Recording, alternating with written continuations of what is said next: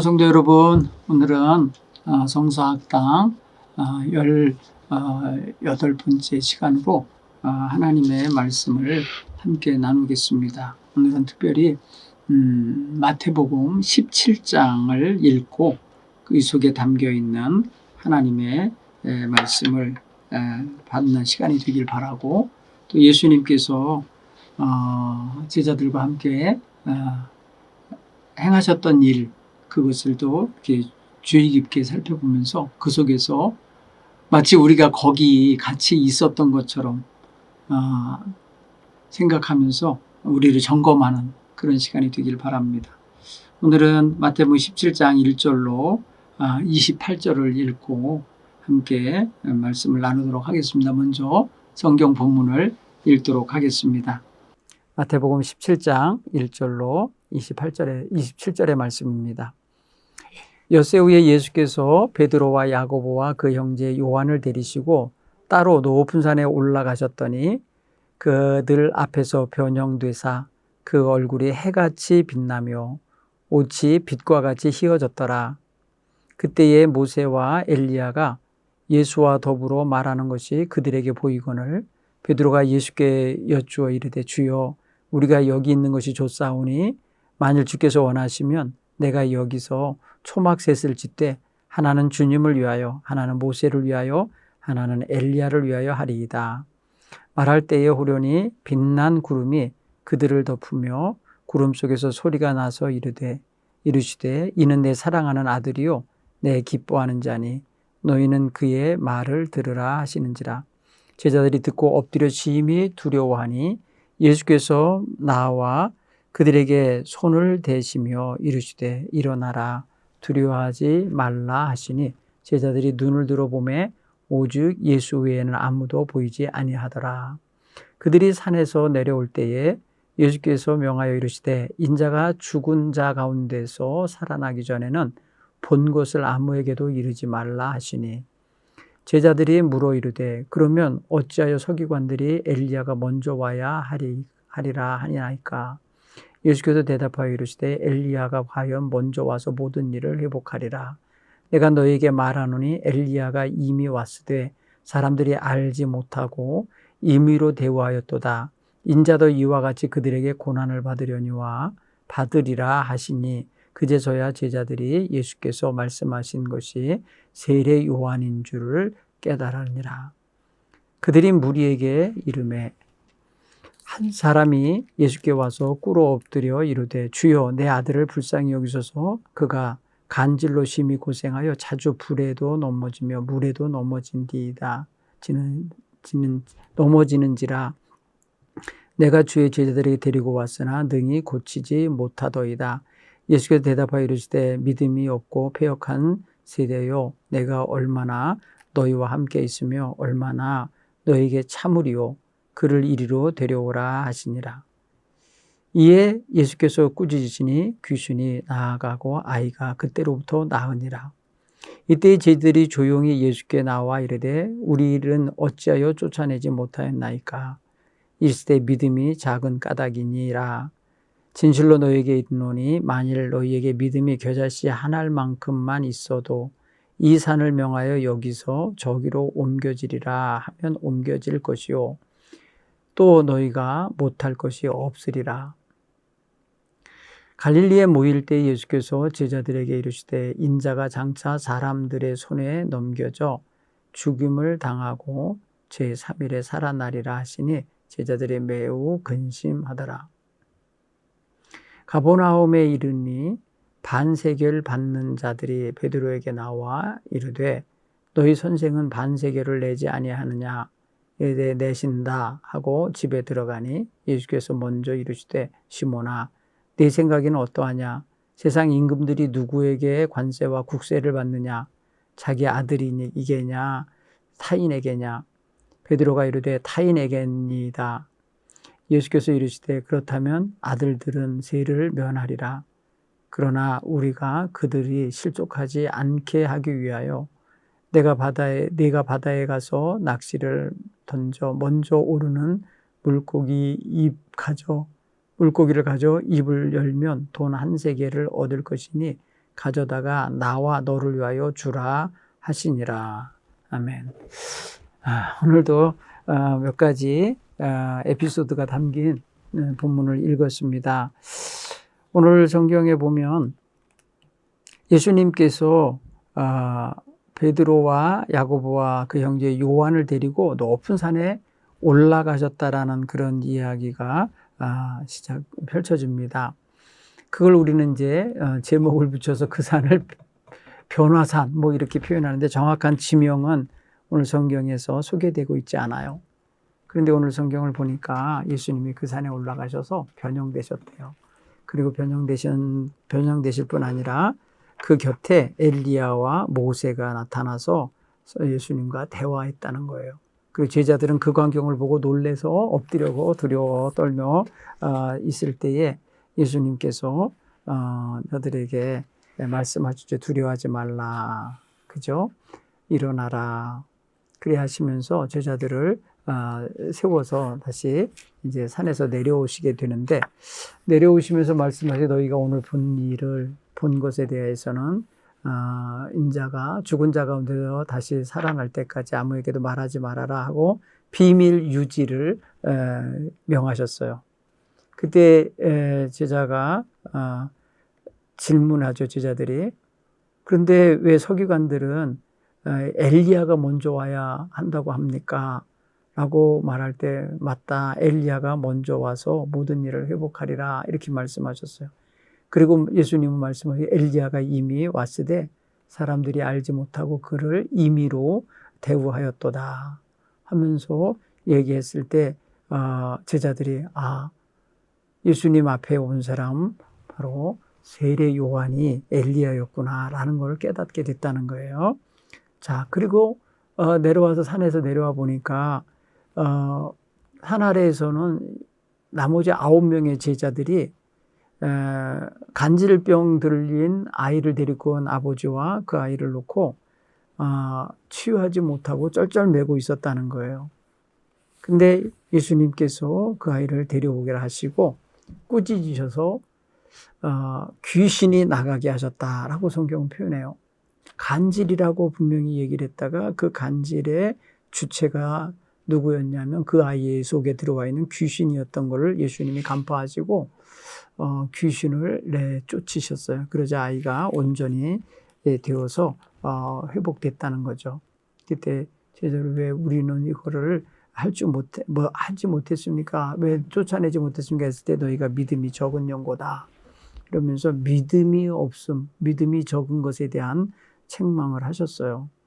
그리고 겨자씨만한 믿음만 있어도 이런 놀라운 능력을 행할 수 있다는 걸 말해줘요. 그리고 또 한 번에 자신이 고난당하고 십자가에 죽고 부활하실 거라는 순환 예고를 하십니다. 두 번째 순환 예고죠. 그리고 가버나움에 이르렀을 때에 성전 세일을 받으러 오는 사람들이 나와서 베드로에게 왜 네 선생인 예수는 반세계를 내지 않냐고 따져 물을 때 베드로가 퉁명스럽게 이제 내신다고. 그리고 집에 들어와서 예수님께로부터 명령을 받죠. 그래서 물고기 낚시하여서 제일 먼저 잡히는 물고기 입에서 열어보면 거기에 한 세겔이 있을 테니까 너와 나의 성전세를 내라 이렇게 말씀하셨다는 거예요. 자, 세금 문제가 거기에 한번 거론됩니다. 이제 이 말씀 내용들을 가지고 조금 구체적으로 한번 좀 살펴보게 됐으면 좋겠어요. 우리가 지난주까지 이제 공부를 하면서 예수님께서 가이사랴 빌립보에서 사람들이 나를 누구냐 했을 때에 사람들이 예수님에 대해 말하는 이야기들을 들으시면서 너희는 나를 누구라 하냐 할 때 베드로가 주는 그리스도시요 살아계신 하나님의 아들이십니다. 이렇게 대답했을 때 그를 축복하고 그가 정말 그렇게 깨달은 것은 하늘에 계신 내 아버지의 은총으로 되었다고 말씀하신 적이 있죠. 자, 그런 면에서 생각하면 예수님께서 이제 그 16장에서부터 예수님이 이제 자신이 순환당하실 것에 대한 말씀을 시작하셨다고 16장 21절로 23절에서 말씀을 나눴어요. 그리고 제자들, 예수님을 따르려고 하는 제자들은 앞으로 어떤 자세를 가져야 되는지 그거에 대해서 말씀하는데 자기를 부인하고 자기 십자가를 지고 예수님을 따라야 된다 말씀을 하신 바 귀한 가르침을 우리가 성경을 통해 배웠어요. 자, 오늘 17장의 내용은 이제 그런 일이 있은 후 이제 엿새가 지났다는 거를 표현했어요. 그래서 엿새 후란 거죠. 물론 이게 17장, 16장에 딱 연결되어 있는 그런 어느 날의 기록, 일지를 쓴 것처럼 된 건 아닐 거예요. 그런데 지금 무슨 일과 함께 연결했냐. 지금 예수님의 제자들에게 제자도, 예수를 따르는 자의 자세를 가르치고 그들에게 설명하시고 훈도하셨던 그런 일이 있었던 이제 엿새 후로 우리는 받아 읽게 됩니다. 근데 오늘 본문의 말씀을 보면은 예수님이 어디를 가시다가 그 산에 올라가셨는지 모르는 높은 산을 올라갔다는 거예요. 높은 산. 예루살렘으로 향하여 가던 길에 높은 산이신지 아니면 그 갈릴리 주변에 있는 산 중에 높은 산을 올라가신 건지 그 정확한 지명을 우리는 여기서 읽어낼 수가 없기 때문에 그냥 하나님 예수님이 산에 올라가셨구나. 평소처럼 산에도 많이 가셨으니까 산에도 가셨구나라고 그냥 너무 의미부여하지 말고 읽을 수 있는 본문이라고 생각이 되죠. 그 부분은. 근데 오늘 본문에서 다루고 싶은 것은 산에 올라갔다는 그 등산 자체를 말하려고 하는 게 아니라 그곳에 가서 있었던 일을 얘기하고 싶어서 산에 올라갔던 이야기를 하시는 거라고 우리는 읽어낼 수가 있어요. 오늘 성경에 보면 동행자가 있죠. 12명의 제자 가운데 누굽니까? 베드로, 야고보, 요한 이렇게 세 수제자 어디들 가든지 동행하셨던 제자였죠. 그런데 그곳에서 제자들은 전혀 예상도 못했던 일이 벌어졌죠. 오늘 그들 앞에서 변형되사라죠. 그러니까 제자들 눈앞에서 변형되셨다는 거예요. 그 광경을 보면요. 얼굴에 해같이 빛나셨다는 거고요. 그분이 입으셨던 예수님이 입었던 옷이 빛과 같이 희어졌다. 성경은 이렇게 표현해요. 좀 신비로웠겠어요. 그죠? 산에 올라갔을 때에 그 시간이 어느 때쯤인지는 알 수 없지만은 예수님의 얼굴이 광채가 해같이 빛나고 또 그 옷이 빛과 같이 광채를 냈다라고 할 때에 얼마나 신비로운 모습이겠어요. 그리고 또 신비로운 모습 또 하나가 있는데요. 그게 뭐냐면은 모세와 엘리야가 예수님과 더불어 대화하는 광경이 보였다는 거예요. 여러분 실제로 모세와 엘리야는 예수님 시대와 따져보면요. 모세 같은 경우는요. 얼마나 오래된 사람입니까? 그렇죠? 예수님으로 따지면은 거의 2000년 가까이 멀리 있는 분 아닐까. 아마 2000년 아니어도 말이에요. 기원전 한 1200년 정도라고 생각해도 한 1200년 차이가 나지 않을까 싶은데 그 시대에 이미 떠난 분이고 엘리야 같은 경우는요. 아합 시대의 선지자였잖아요. 아합 왕의 시대에. 그러니까 여기는 한 30년 전의 이야기 인물일 거예요. 그렇죠? 그렇게 생각하면 굉장히 오래전에 떠나신 분들인데 거기에 예수님과 더불어 대화하는 상대가 되셔서 나타났다. 이게 뭐예요? 누가 보는 거예요? 이게 지금 베드로가 제자들의 눈에 그게 보인 거예요. 그리고 예수님은 실제로 그들과 대화를 하신 거고. 그러니까 이게 지금 아주 이게 비몽사몽간에 이루어지는 일처럼 아주 이게 현실적이지 않은 상황이 지금 나타나고 있다는 걸 알 수 있어요.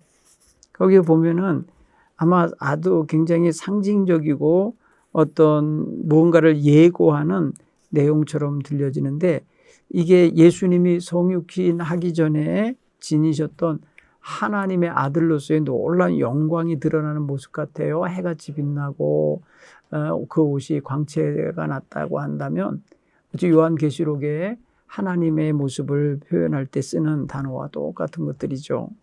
그리고 장차 또 오시게 될 왕으로서의 예수님의 모습을 지금 예고한다라고 볼 수도 있는 거죠. 근데 이것을 본 이 베드로는 초막을 짓고 여기에 머물고 싶은 생각이 들었던 것 같아요. 그래서 베드로는 제가 이 산에 이곳에 주님이 원하시면 초막셋을 짓겠어요. 주님을 위해서 하나, 모세를 위해서 하나, 엘리야를 위해서 하겠습니다. 이러면서 자기가 거기서 있는 것이 좋으니까 그렇게 그 영광 중에 계속 머물고 싶은 마음을 가졌었던 것 같아요. 근데 이제 예수님께서는 그거에 대한 이런 방구 응답하시지 않았고, 그들은 다만 두려워서 심히 떨리는 마음으로 엎드렸다는 거죠. 그죠? 그리고 그 엎드려 있을 때에 그 호련히 빛난 구름이 그 세 분을 덮었어요. 그리고 구름 속에서 소리가 났어요. 이는 내 사랑하는 아들이요 내 기뻐하는 자니 너희는 그의 말을 들으라. 그러니까 이 소리를 지금 제자들이 들은 거예요. 오늘 성경 6절에 보면 제자들이 듣고, 그러니까 제자들의 귀에 지금 눈에 보이는 환경이죠. 상황, 그죠? 환상이라는 환상인 거죠. 그 다음에 또 귀로 들리는 게 있어요. 그러니까 이게 뭐예요? 환청일 수 있죠. 그러니까 이게 물론 나쁜 의미에서 환청이 아니에요. 분명한 메시지가 담긴 환상 중에 들려오는 소식이에요. 그랬을 때 이 소리를 듣고 보이는 반응은 엎드려서 심히 두려워하며 떠는 모습이죠. 이게 여러분 정말 신비롭고 영적인 세계와의 접한 사람들이 가질 수 있는 그런 신령한 두려움이기도 할 겁니다. 그래서 오늘 제자가 그런 모습으로 반응하고 있는 것을 볼 수 있어요. 자, 오늘 성경에 우리가 그래서 정리를 하면은 예수님이 변형된 모습을 가지고 누구랑 대화했는가? 모세와 엘리야랑 대화했다는 거예요. 여러분, 모세는 율법을 대표하는 그 말씀, 구약 성경 전체를 대표하는 그런 인물이라면 엘리야는 예언자를 대표하는 인물로 불의한 세력과의 아주 전투적인 대결을 하였던 그 아합 왕조와의 싸움을 벌였던 엘리야는 그런 면에 있어서 예언자의 대표자다 이렇게 생각할 수 있겠죠. 그러면 이 율법서의 대표자가 되는 모세와 예언서의 대표가 되는 엘리야가 지금 예수님과 만나고 대화한다라고 했을 때 이 세 인물은 바로 성경 전체의 주요 인물인 거죠. 이분들이 서로 만나서 무슨 대화를 했을까? 그 성경은 그 기록되어 있지 않아요. 그죠? 하나님의 거룩한 뜻을 나누시고 대화하셨을 거라 생각은 되는데 그 내용은 아마 제자들이 듣지 못한가 봐요. 그냥 멀리서 바라만 보고 있었던 것 같습니다.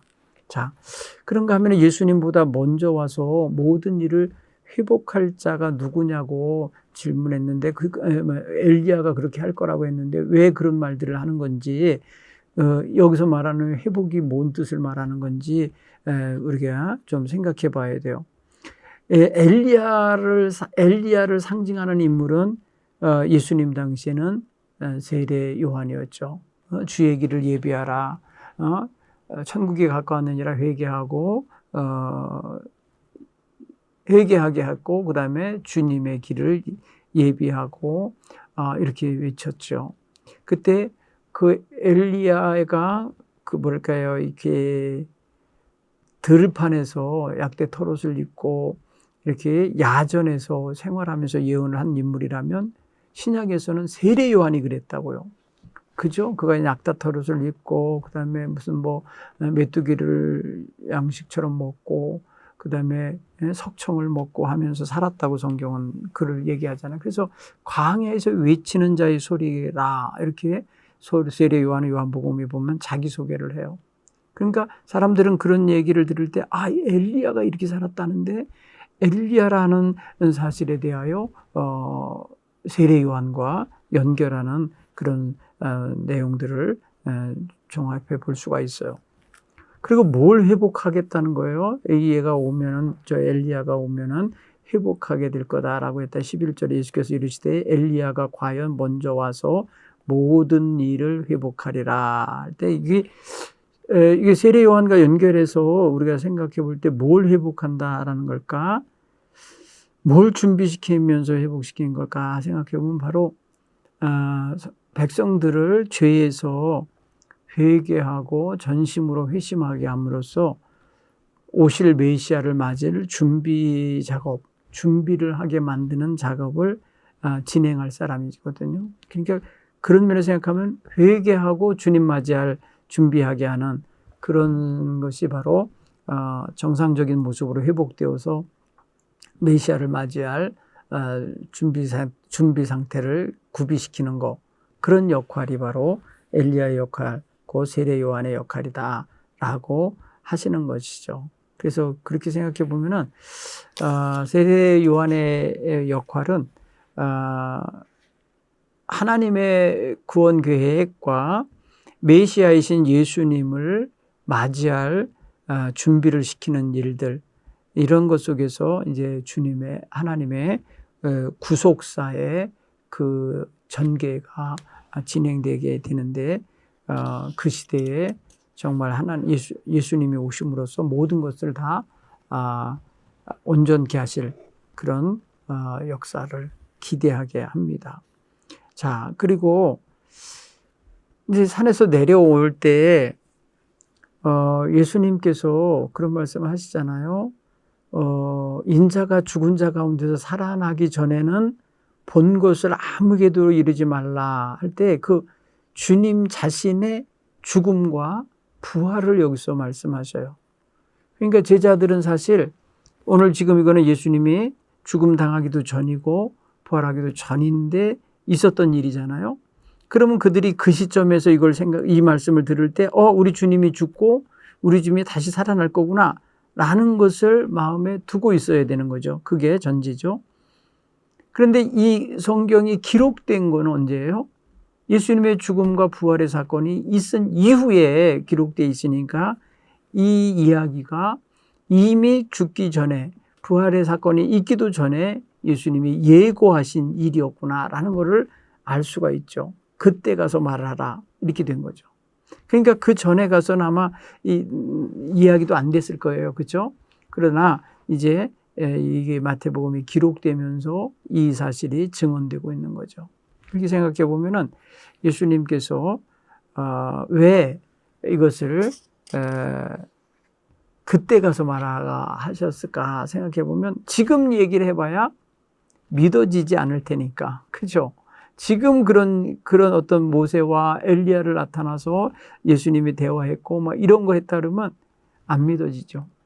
그러나 예수님이 부활하시고 나서 하나님의 영광을 하나님의 영광을 받으실 때에 그때에 가서 얘기를 하면은 다 이제 납득이 되겠죠. 다 이해가 되겠죠. 맞아, 예수님은 하나님의 아들이셨기에 그와 같이 하신 거구나라는 것을 나중에 이해했을 거예요. 자, 그다음에 산에서 내려왔을 때에 그 제자들이 9명의 제자들이 간질로 고생하는 아이를 고쳐달라고 데려온 아버지와 실강이를 하면서 못 고치고 있었던 상황. 근데 그 상황이 굉장히 좀 어수선한 상황이었다는 걸 알 수 있어요. 많은 무리들도 모였을 테고, 그죠? 오늘 성경 14절에 보면 무리들이 있었다고 분명히 말했어요. 무리 앞에 이제 오신 거예요, 산에서.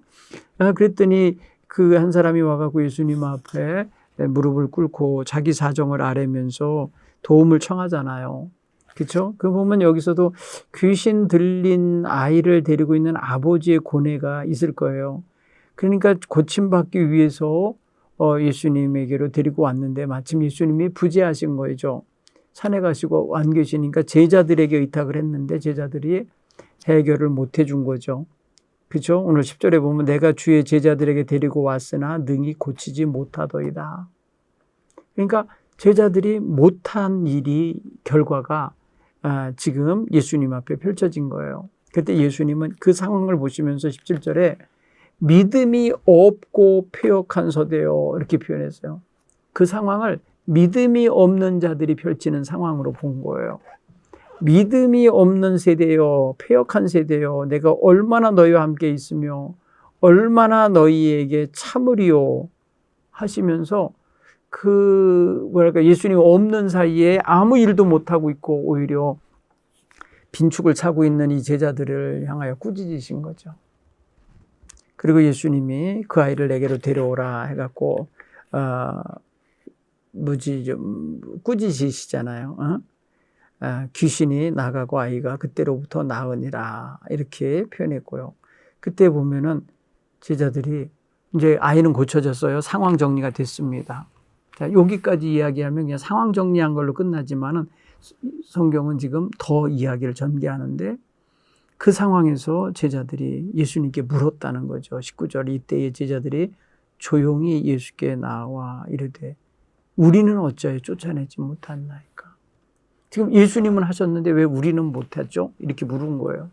사실 생각해 보면은 예수님이 못하게 만드신 것도 아니고 예수님이 없는 사이에 예수님을 의지해서 찾아온 사람의 문제를 예수님의 제자들이 전혀 해결해 주지 못한 상황이잖아요. 그런 상황에서 생각해 보면은 예수님은 답답하고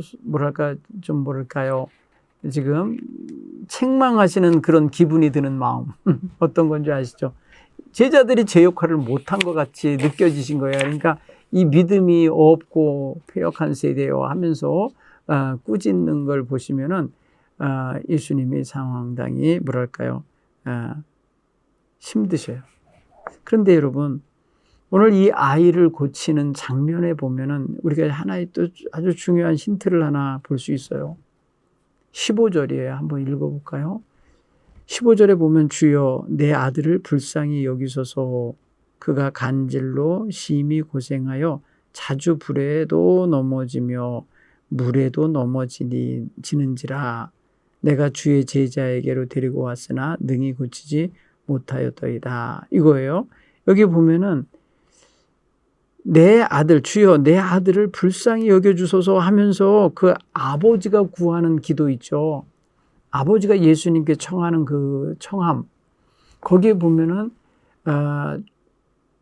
불쌍히 여겨달라고 이야기를 해요.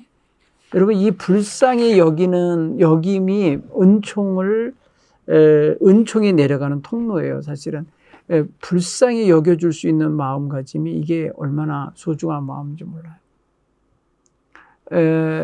헬라어에는 엘레오 불쌍히 여기다 가엾게 여겨주다. 그 다음에 동정심을 이렇게 유발해 주시다 이런 의미예요. 그러니까 이 수동태로는 뭐예요? 불쌍히 여김을 받다라고 이렇게 수동적으로 받게 되는 거죠. 동정을 받다, 동정심을 경험했다 이런 표현할 때 수동태로 쓰여지겠죠. 근데 여기서 보면 내 아들을 불쌍히 여겨주소서라는 거니까 불쌍히 여기는 능동적 행동을 하실 분은 예수님이고 그것을 받게 될 수동적인 위치에 서는 게 바로 그 불쌍한 아이예요. 그죠? 귀신 들린 아이. 우리가 은총을 받으려면 하나님 앞에 주님 앞에 이런 어떤 수동적인 말 그대로 주님이 주시면 받을 수밖에 없는 받는 내가 그냥 뺏는 게 아니에요. 내지는 내 스스로 취득하는 게 아니고 베풀어짐을 받을 때 그게 은총인 거예요. 그렇죠? 그러니까 예수님이 그 아이를 불쌍히 여기는 마음을 가지셨을 거예요. 그렇죠? 그렇기 때문에 이 은총이 자연스럽게 그 아이에게로 흘러 들어갔고 그 아이의 속에서 그를 괴롭히는 병들게 만든 귀신을 내쫓는데 여기서 보는 눈이 다르죠. 제자들은 왜 못했는지 나중에 이제 믿음이 없어서라고 하지만은 지금 예수님께서는 그 아이의 질고에 그 간질의 고통의 근원을 보신 거예요. 근원을 보고 근원에서 병을 유발하게 하는 귀신을 내쫓으신 거죠. 그죠? 오늘 성경 보면 그를 내게로 데려와라 라고 말씀하시는데 희망이 있는 거예요. 그를 이리로 데리고 오라. 그를 이리로 데리고 오라. 이게 어떻게 보면 그 아이에게나 아버지에게 상당히 희망의 요소예요. 이를 데려와. 이렇게 부르는 거잖아요. 여러분, 그러면은 그러니까 문제를 가져가는 거예요. 우리가 주님 앞에요, 문제를 저기다 두고 그냥 그렇게 오는 게 아니라 가지고 오는 거예요. 가지고 데리고 주께로 와야 돼요. 그게 바로 오늘 우리가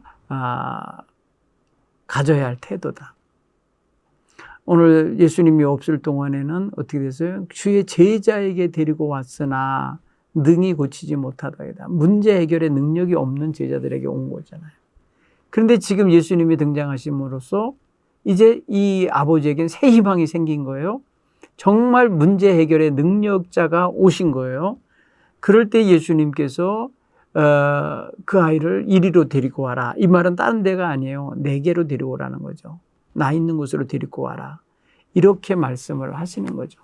그렇게 생각해 보면은 우리는 언제든지 예수님 앞으로 가야 돼요.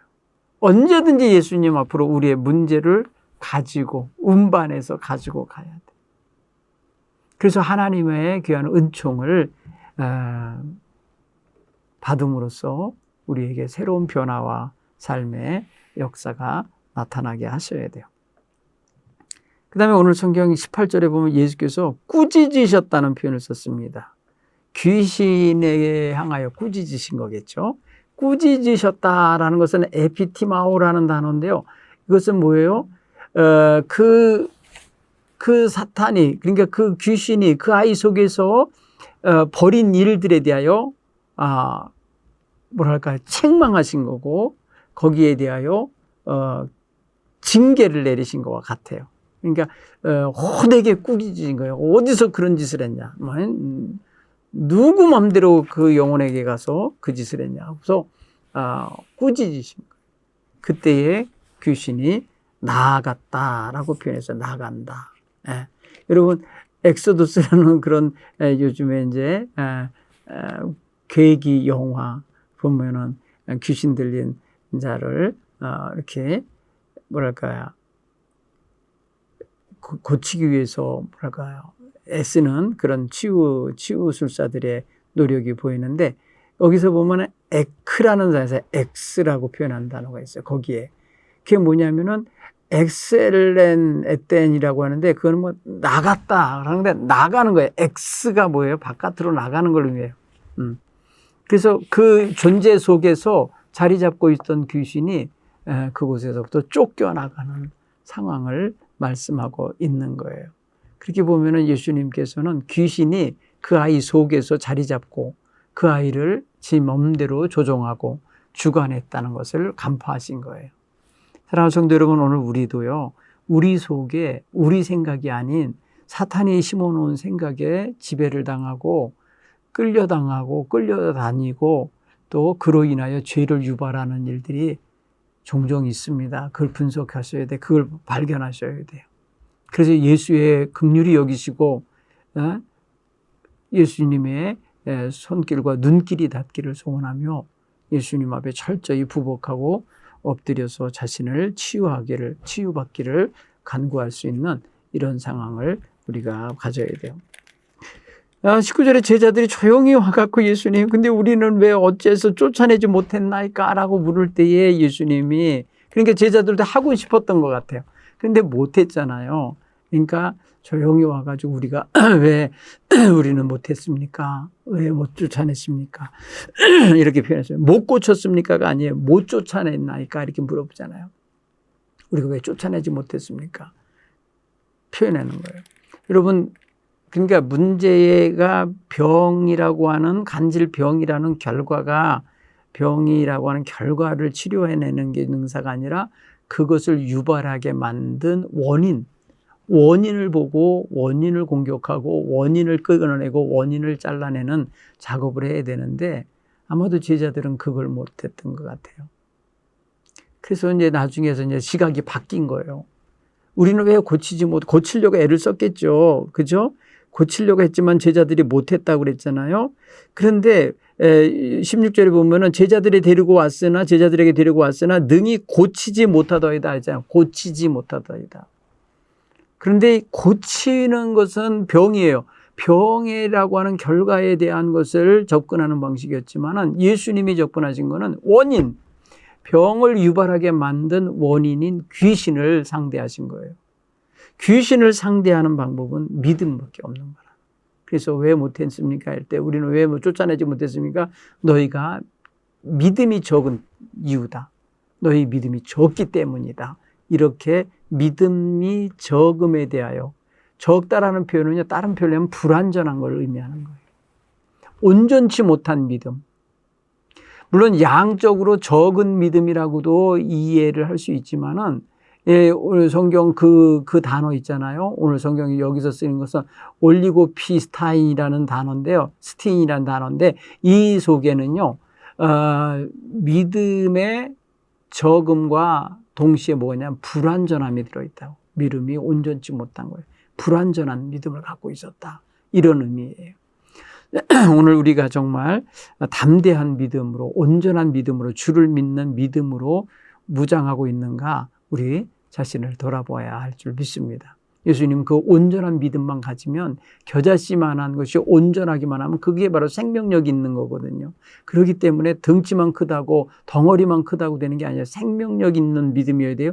그게 뭐예요? 살아있는 믿음. 겨자씨도 살아만 있으면 그것이 큰 나무가 되기도 하잖아요. 근데 예수님은 그 겨자씨만한 믿음, 아주 작은 믿음만 있어도 이 산을 명하여 여기로 가라, 저기로 가라 명하면 그대로 될 거라고, 옮겨질 거라고까지 말해요. 엄청난 비약을 시켜내셨죠. 작은 믿음 하나, 그 온전한 믿음만 가지면 그럼 불가능할 것이 없을 거다, 이렇게 표현해서. 그러니까 완전히 믿음이, 온전한 믿음을 가지면 불가능한 것이 없을 거라는 의미예요. 작은 겨자씨만한 믿음만 있으면, 살아있는 믿음, 생명의 믿음만 가지고 있어도 우리는 못할 것이 없는 그런 믿음의 사람으로 활동할 수 있다라고 하는 그런 의미라고 생각하면 얼마나 대단한 겁니까? 믿음 자체가 얼마나 큰 힘이 있다는 걸 의미하는지 느껴지죠. 자, 그리고 22절, 23절에 오늘 성경은 갈릴리에 모일 때에 이런 표현을 쓰면서 갈릴리에서 아직 머물고 계신 거예요. 가버나움 24절에 보면 가버나움에 이르니, 여기도 역시 갈릴리예요. 그러니까 가이사랴 빌립보 16장에서 등장하는 그 지명 있잖아요. 거기를 이제 거쳐서 다시 이제 성경 편집 배치 순서상 다시 갈릴리에 와 계신 장면임을 말해주고 있고요.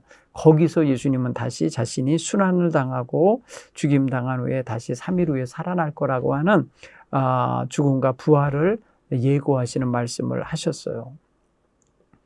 그리고 이제 24절 이하 27절에는 흔히 볼 수 없었던 이야기, 성경에 예수님이 성전에 갔을 때도 시비 걸지 못했던, 그런 그 문제로 시비하지 못했던 게 지금 가버나움에서 벌어졌어요. 가버나움은 갈릴리 해변가잖아요. 갈릴리 마을이잖아요. 근데 거기에 있을 때 반세겔 받는 자들이 왔다는 거예요. 반세겔은요, 성전세예요. 인두세 비슷하게 사람 머리당 한 사람당 반세겔씩 내야 되는 거. 전국에 있는 유대인은 누구나 다.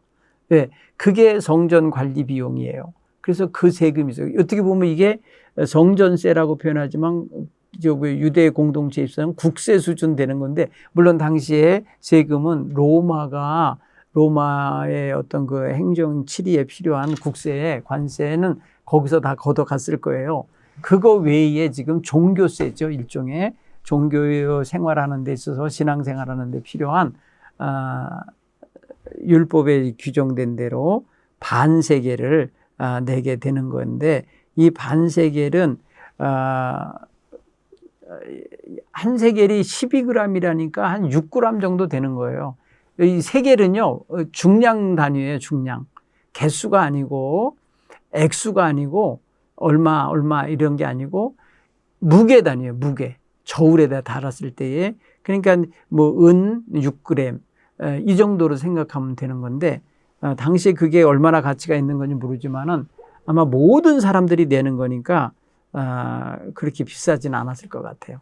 그런데 너희 선생은 왜 안 내냐 했더니 베드로가 내신다 이러면서 들어왔는데, 예수님이 그 소리 다 들으시고 시몬아, 네 생각은 어떠냐? 세상 임금들이 누구에게 국세나 관세를 받더냐?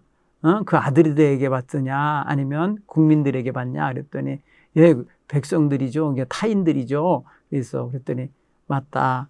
우리 하나님의 백성, 하나님의 자들들이 다 면할 것이지만은, 그러나 실족하지 않게 하기 위해서 그 성전세 받으러 오는 사람들 있잖아요. 예수님은 하나님의 아들이고 예수님을 믿고 따르는 제자들 다 하나님의 백성이기 때문에 사실은 면세의 대상이어야 되는데 그게 아니고 지금 안 내면 이 가버나움에 파견된 저들이 못 받아가면 실족하게 된다. 실족한다라는 표현을 썼어요. 오늘 성경에.